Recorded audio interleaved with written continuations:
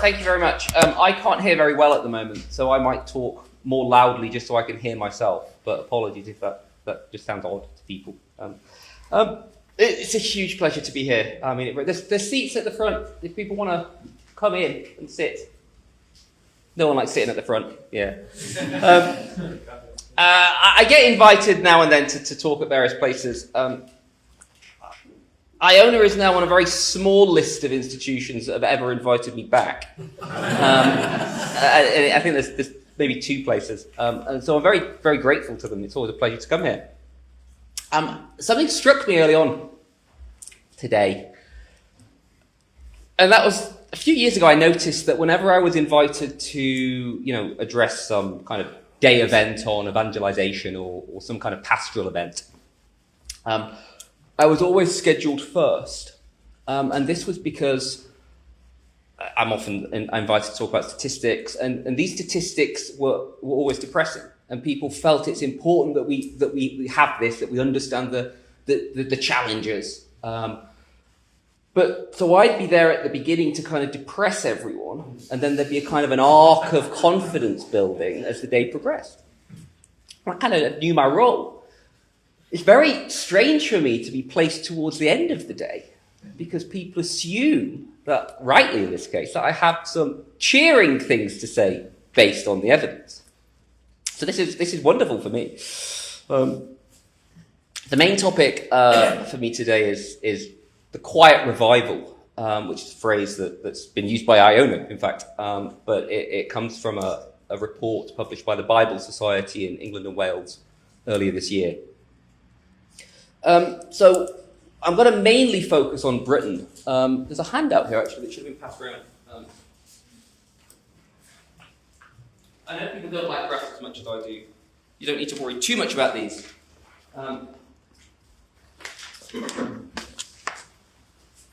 But before I focus on the UK and maybe mention a few similar-ish things that seem to be going on in other very secular places like France, like Australia, I did just want to make a point that I think sometimes gets missed in Ireland. And I can understand why it gets missed in Ireland. But that's that Ireland is still a very religious country compared to basically any other comparable country in Western Europe or the West generally. So this is recent data from the European Social Survey. Ireland's in the middle there. You think, middle, that's pretty good, better than I thought. But actually, all of the countries this side, so this is the proportion of people who say they have no religion. And then the dotty line is the proportion of under 30s who say they have no religion. All of the countries this side are pretty much Western or Northern European countries. So this is the Scandinavian countries, this is Britain, this is France. I think Spain's there too. And pretty much almost every other country at the sort of the better end, if you like, is Eastern Europe. There's 1 or 2 exceptions, Portugal, for example.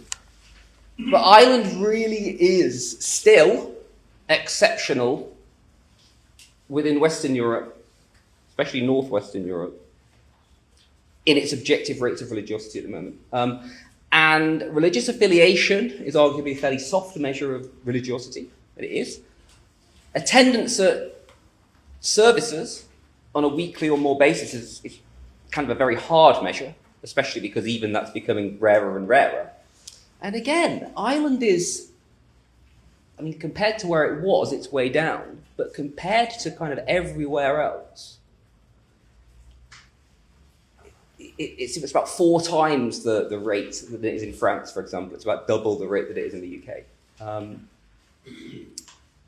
In fact, probably on these kind of measures, Irish religiosity is about the same as American religiosity at the moment.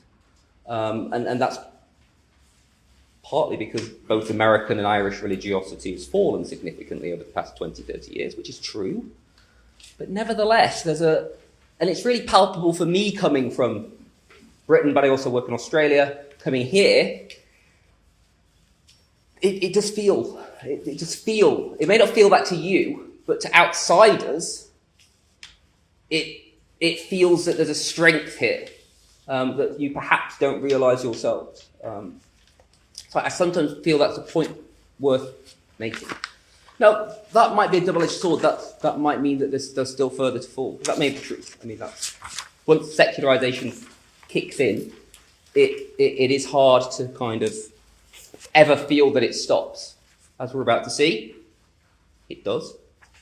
But that period when kind of everything you do, everything you try, the next lot of statistics are a bit lower, and then a bit lower again, and a bit lower again, is very dispiriting. But equally, the sort of the important thing in those situations is to not just give up and kind of think, well, we're just going down, we may as well just, because kind of where you land at the end of that is very different. If the bottom is there, that's a very different base to build from than if the bottom is there. That makes sense. Now, revival is a word that can mean different things. There's a very specific sense of revival that gets used in religious contexts that kind of refers to a kind of a very, typically very localized, very intense kind of religious awakening, outpouring of the Holy Spirit, some kind of like major event of kind of, conversions and kind of, a real hugely significant kind of religious uptick. There was one a couple of years ago in Asbury in Kentucky that some of you may be aware of, typically kind of associated with evangelicalism, but something like Fatima in 1917 would be a good example of localized, lots of people involved, huge outpouring of faith and devotion that has wider effects, but is still quite a kind of constrained thing. Obviously, when we're talking about Gen Zs in Britain undergoing some kind of revival, we mean it in a far more mundane sense of the word, which doesn't preclude there being local, more intense manifestations. But really what we're talking is a kind of a perking up after, maybe a kind of a from the dead is a bit dramatic, but from a sort of a slumber, a comatose state, a kind of a long period of gradual decline, beginning to look like things are on the uptick. And so when we talk about the quiet is a word that's doing quite a lot of work in quiet revival. We really do mean a quiet revival, but nonetheless, I think, significant one. Time will tell how significant it actually is. So the Bible Society published a report earlier this year that attracted a huge amount of attention, partly because it was making a very bold claim, partly because it was telling a broader story that seemed quite plausible and resonated with a lot of people. And it was a story that seemed to resonate elsewhere. So I've been in America, I've been in Australia with people talking in similar language about the Quiet Revival, both referring to Britain, but about seeing some of that in their own contexts. Ireland, I think Iona was using that kind of language in a report earlier this year about Northern Ireland. I think that's right. Or maybe the other report, the Irish one. So the idea that kind of basically that something's happening, something different, something's afoot, strikes a lot of people as being very plausible.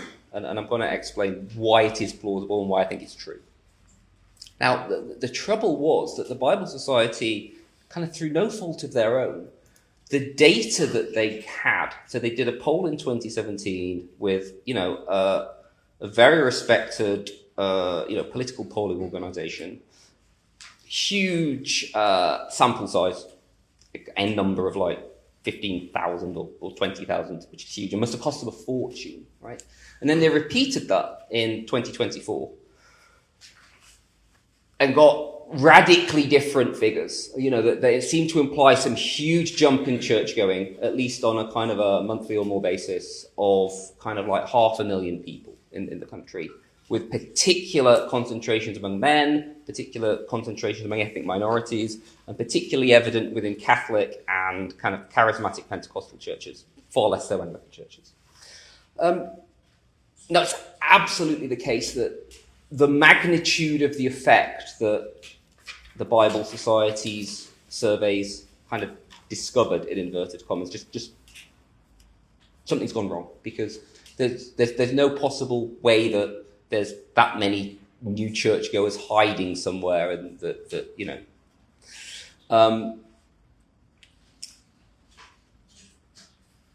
I think it's to do with sampling. I'm not quite sure. I've not quite had a chance to look in the full details of how those surveys were done. And it gets very technical, survey methodology. But something went wrong. Nevertheless, I think that the effect that they discovered basically rings true, but that some quirk of the methodology magnified and amplified this effect out of all proportion or recognition, essentially. So it's, on one level, it's very easy to dismiss the whole thing. But I think that would be premature. Why? Well, there's I've got a book that came out earlier this year, about a couple of months ago, with a Bernadette Durkin and a Hannah Vaughan Spruce, a current and a former doctoral student of mine, called After Secularization. And it basically argues that, at least looking at the Catholic Church in Britain, that decline, like there's been sort of year-on-year decline for the Catholic Church in England and Wales and Scotland on, the key statistics, pretty much every year since the mid-60s. Like, I think there's a couple of years that are a bit higher that you kind of wonder if that was just a counting error, but like the trend line is very clear and it looks pretty relentless. 56 years. We argued in our book that actually there were good reasons for thinking that we were beginning to come out of that, and pretty soon we should start seeing an uptick. Part of those arguments were kind of Britain-wide, part of them were Catholic-specific. And obviously, some of the reasons why this quiet revival seemed to strike a chord, especially among church leaders, who are looking for good news and haven't had much to work with for a very long time. But it did seem to ring true. One is one that David certainly mentioned, others have, Bishop Nahr mentioned, is this kind of, I think David used the term vibe shift, which isn't a phrase I would have expected David Quinn to use. But he's so relevant and cool. But this kind of cultural shifts are very difficult to pin down in any kind of rigorous way. But there is a feeling of a change in the cultural mood music, or the spiritual weather or something, if you like, in Britain, from 20 years ago, which feels fairly recent, and people talk about the new atheism as though it's a very recent thing. 20 years ago. These very strong, very outspoken, kind of more provocative and outspoken than where most people were. But this those surprise bestsellers tend to go further than where most people are, but they kind of move the kind of the narrative, the kind of the Overton window, if you like, kind of. So people can then say, oh, well, I'm not like those extremists, but, I kind of see myself, a bit behind that. Okay. So you can kind of position yourself as centrist relative to this greater extreme. Now, it's books like Tom Holland's Dominion, it's books like Justin Briley's The Surprising Rebirth of Belief in God. There seems to be a new literally a new openness to some kind of different narrative about not just Christianity, but about religion and the benefits of religion and the role of religion in societies, including historically deep history, kind of in building where we are today. All the good things that we like about today, telling a different story about how those came to be, I guess. So there's that element. The other one is this is an idea I've been playing with for a while, and it's not the best, I think it's quite a good way of phrasing it, but people take it the wrong way. But actually after the pandemic, people understand, I think, it a bit better. And I always had an idea that growing up in 1980s, 1990s England, not baptised, not kind of religious at all, there was a lot of cultural Christianity just kind of around.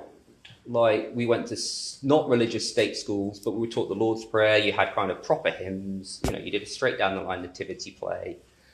You know, there was a sort of a diffuse cultural Anglicanism, such that for most people, even then, unless they had a particular reason not to be C of E, you know, you were kind of baptized and you tick the box. Now the default setting is no religion, unless you have a particular reason to be something else, to feel that you're something else. Okay? Now, obviously, in Ireland, it would be Catholicism. You know, that's changed quite rapidly. But that idea of a cultural Christianity, which has positives. I mean, the loss of a cultural background is actually something to be mourned.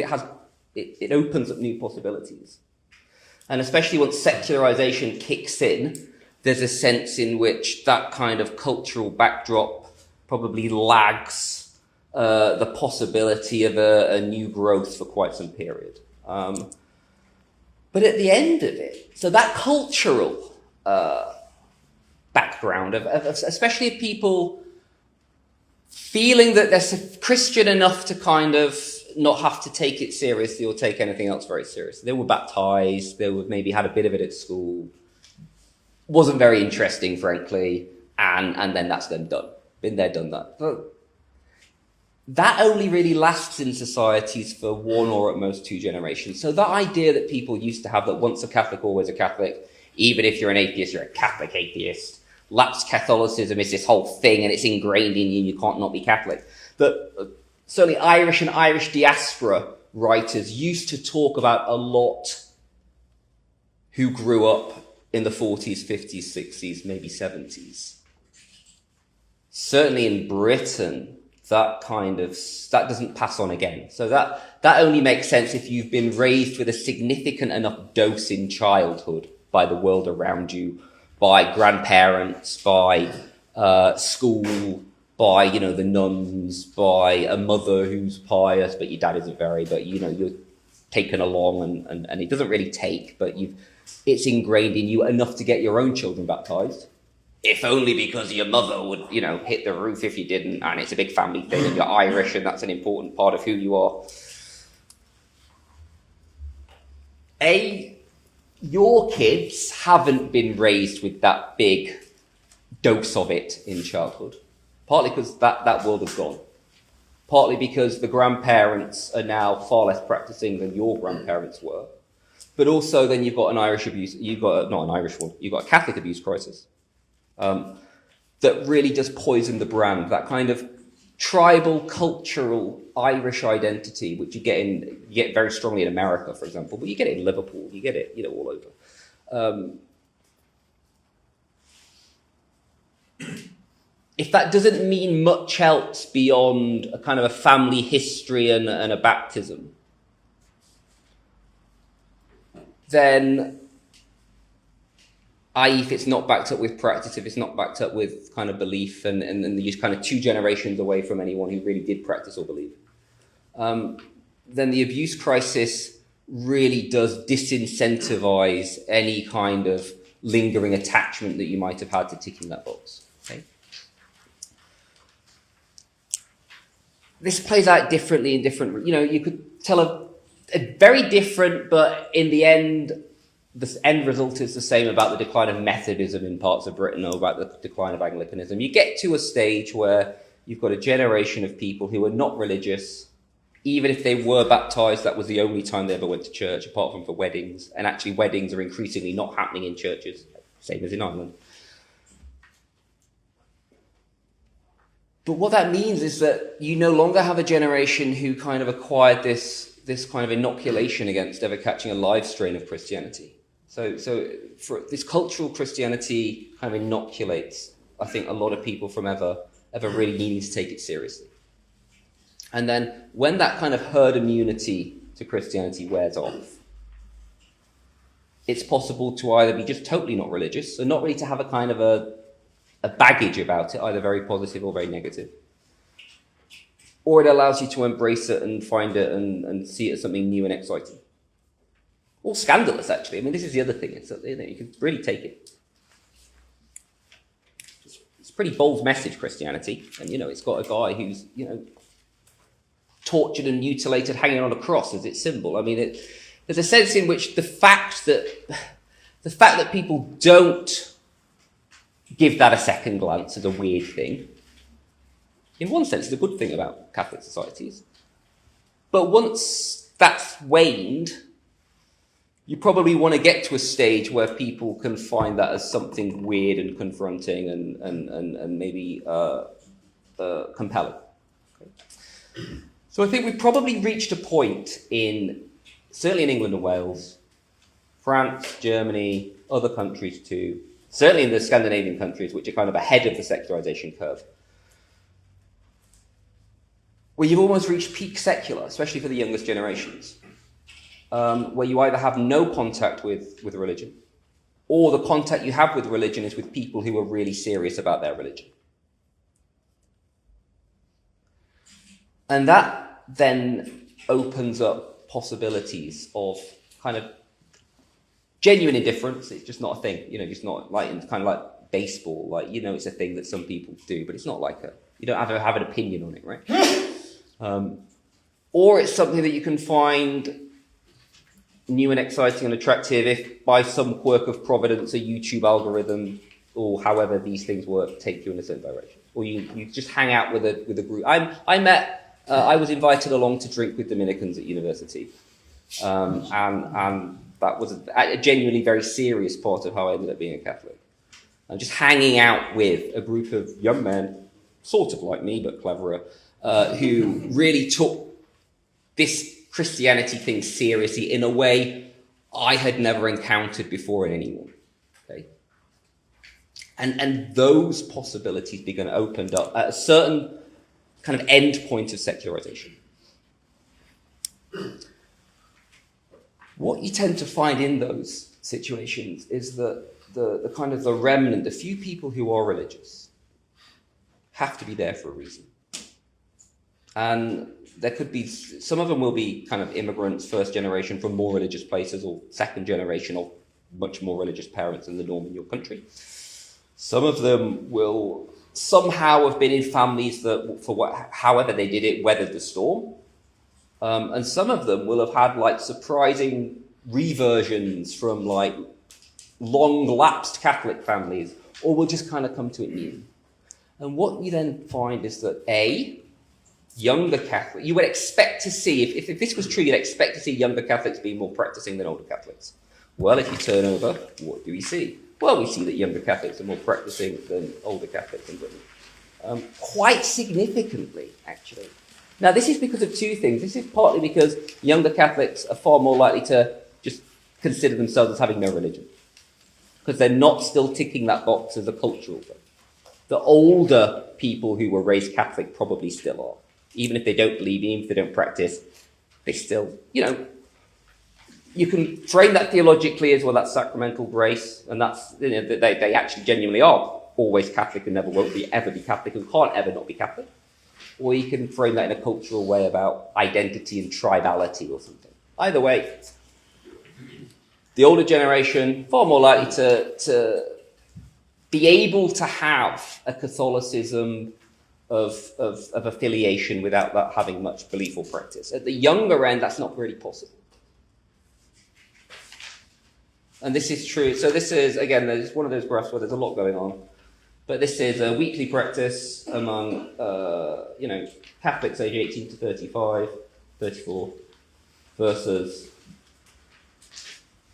all of them and the very older end. And what we see is that the older you get, the less practicing you are. Now, because there are a lot more people raised Catholic 60 years ago, you don't necessarily notice that in any one congregation. Okay? Because there's an awful lot of people born in the baby boom. That's why it's called a baby boom. And far more of them were raised with some kind of Catholic identity, especially because a lot of them came over from Ireland to England and Wales. Okay?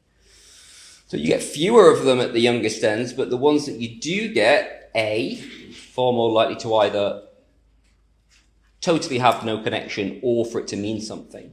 But B, if it does mean something, they're far more likely to hang out with other young Catholics for whom it means something. And this is when Bishop Niall talked about, this is easier to happen in cities. It's easier to kind of get these critical masses together in a city, a university chaplaincy, for example. Or, a kind of a particular parish in London or wherever that does something distinctive that attracts. The Oratory is a good example, for example, London Oratory. It's much harder to do that in the northwest of England, which is, probably not a million miles away from what it's like in parts of rural Ireland, where every little village has got a Catholic church. And none of them ever feel full, and there's one priest kind of running around after 5 of these churches. Getting a critical mass of young adults in any of those places is very difficult, and you just feel like you're the only one, and every time you go to church, it's the difference between going to a concert in a small room that's packed, or a mass in a small room that's packed, versus objectively a larger number of people in a much bigger room where everyone's kind of like spaced out. It just feels different. And I think that's part of it too. But if you, because you're kind of a fairly kind of serious Catholic, because you have to be, or you wouldn't be any kind of Catholic, then you probably want to hang out with others. You're probably going to events, you're probably actually at Mass, you're probably going to the university chaplaincy. And then that becomes your little tribe, that becomes your kind of reference group. And we're beginning to see vocations go up again, because it becomes perfectly normal in those groups to know people who are discerning. It's perfectly normal to know couples who meet in those groups and are going off to get married and, are really excited about this human vitae thing that their mothers and certainly their grandmothers are horrified about. The other thing, like frequency of going to confession, for example. Now, they may just have more things to confess at that age. But it's probably also that they actually think that confession is an important thing that does something real. Now, you can tell a very similar story for evangelicals in Britain or Pentecostals. If you're any kind of serious Christian in Britain, you have to be there for a reason. And you have to have... it's kind of odd. It's not like all your neighbours are also kind of Mass-going Catholics or Hillsong-attending evangelical Pentecostals or whatever. But you will know others, you'll hang out with others, you'll have a kind of a Facebook friends of others that will kind of normalise it for you. And if you live in somewhere like London and you're a young adult with not much else to do because you don't have kids yet, you probably spend quite a lot of your social time hanging out with these kind of people. Even if you're not doing explicitly religious things, you're just kind of hanging out in a normal way with other really committed Catholics or really committed evangelicals or really committed whatevers. And actually that element of the horizontal dimension is really important. Human beings are social animals, Thomas Aquinas tells us, quoting Aristotle, of course. And actually, if you hang out with Jehovah's Witnesses, the chances of you becoming a Jehovah's Witness, go up significantly. It's not that you will become a Jehovah's Witness, but the odds of you becoming a Jehovah's Witness go up significantly, right? If you go drinking with Dominicans, the odds of you becoming at least a Catholic, and if you don't meet your wife when you meet her, she reckons it probably ended up just doing a vocation with the Dominicans. I won't go into my sort of psychodrama. Goes up appreciably, right?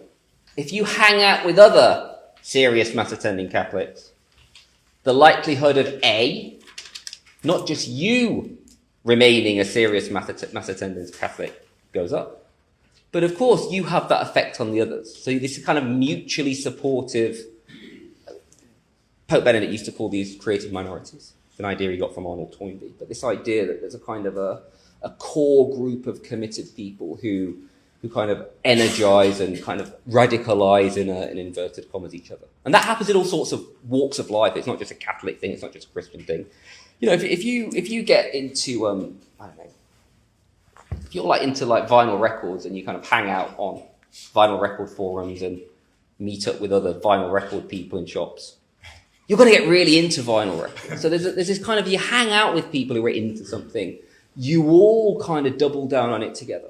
Okay, it's just a kind of just how humans are built. Plus, grace is operative on that as well. So grace is building on nature too. Should always say that when I do sociology.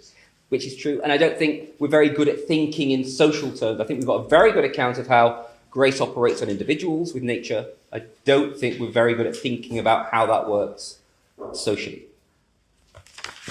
One little graph that really does underline, like if you hang out with Catholics, your likelihood of being a Mass attending Catholic goes up. So like for every half friend, it kind of jumps up quite significantly, especially if you're under 30 or under 35 or whatever this is. So it's even more important at the younger end that you've got this kind of peer group of others.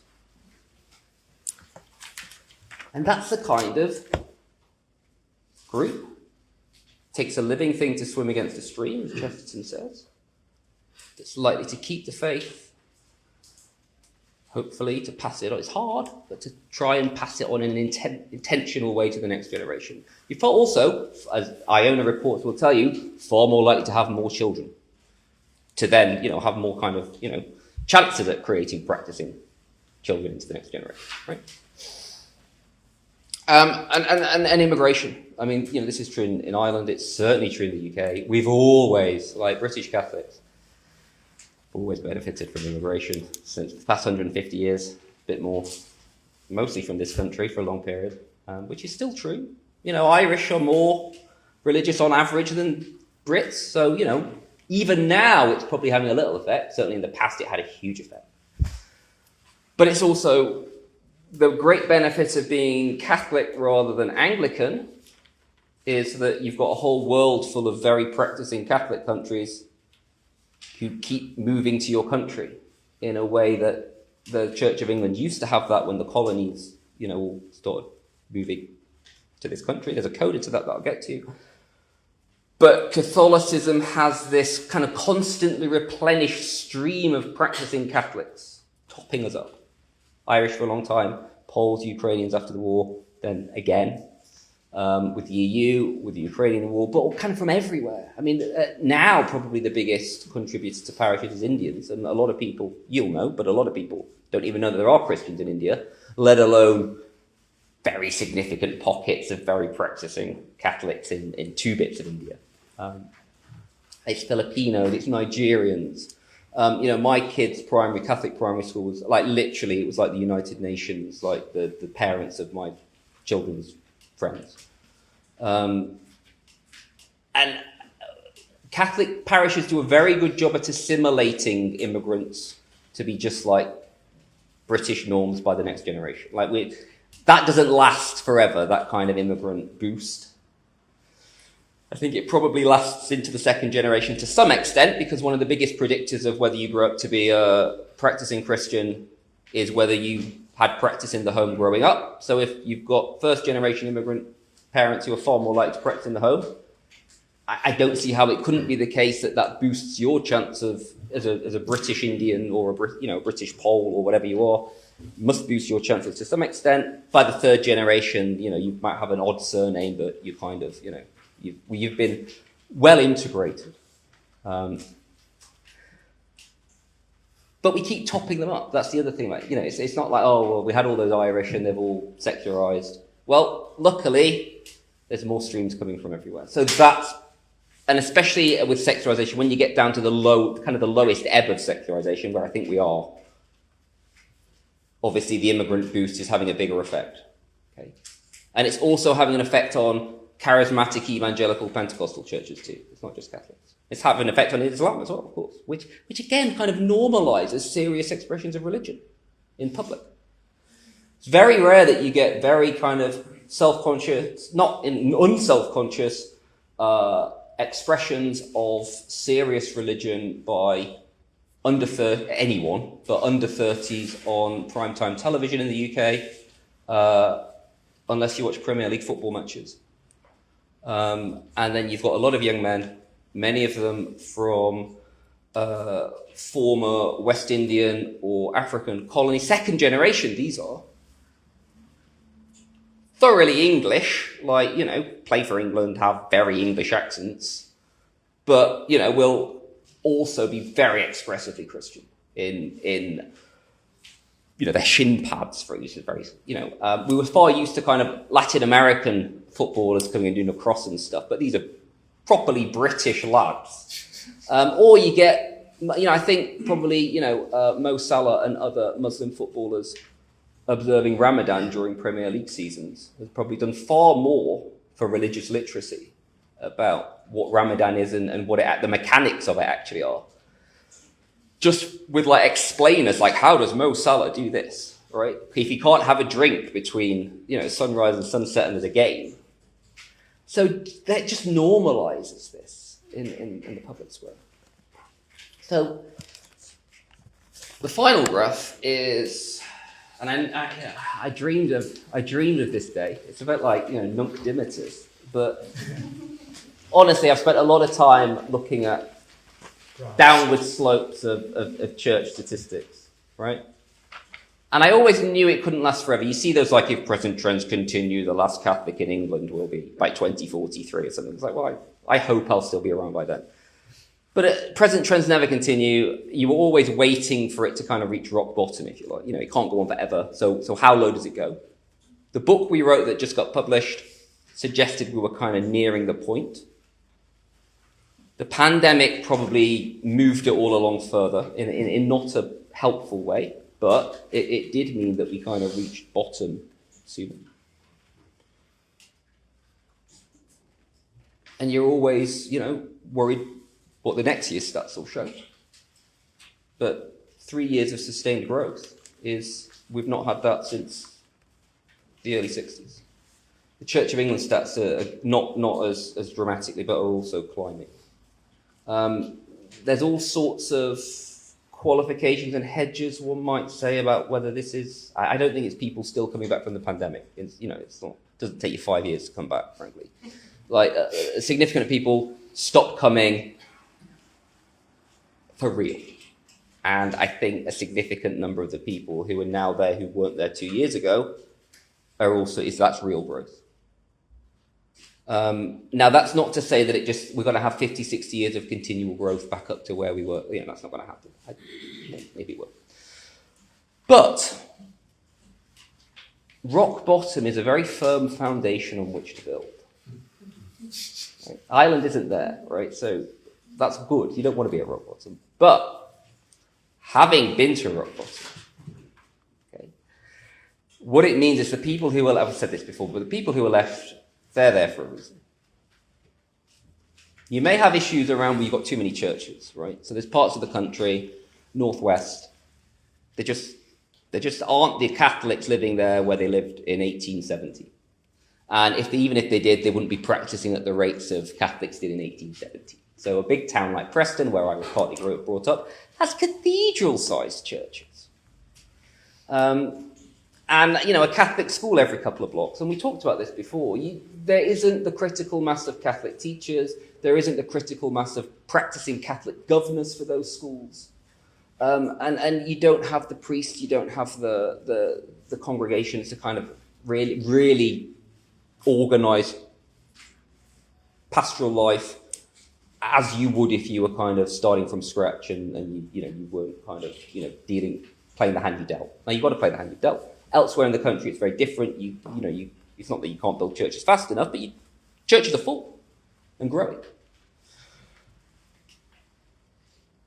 Now, it seems that the UK isn't alone. France is maybe an even more extreme case, partly because it's far lower. Religious practice in France is much lower than in the UK. And one of the really striking things on that first graph is that, the second graph rather, is that there's a few countries where under 30s are more practicing than the general population. France, Germany, Finland and Norway. Now that's partly immigration. Some of it will be Muslim immigration, but some of it will be Christian immigration. But it's also the fact that if you're a Christian in Norway, you're not there for some kind of cultural reason. You're there because you want to be there and it means something and you're serious about it and you know other people for whom that's true too. And I've been to parishes in Norway, in Sweden, in Finland that are from a small base but impressive and growing. So you don't want to get down to Norwegian or Finnish or Swedish numbers before you start growing again. And it's a very different history, But secularization doesn't last forever. It can't last forever. Present trends don't continue forever. So the idea that there's some kind, very quiet revival, but that it's real, seems to me wholly plausible. And I think that's what I've got to say. Thank you.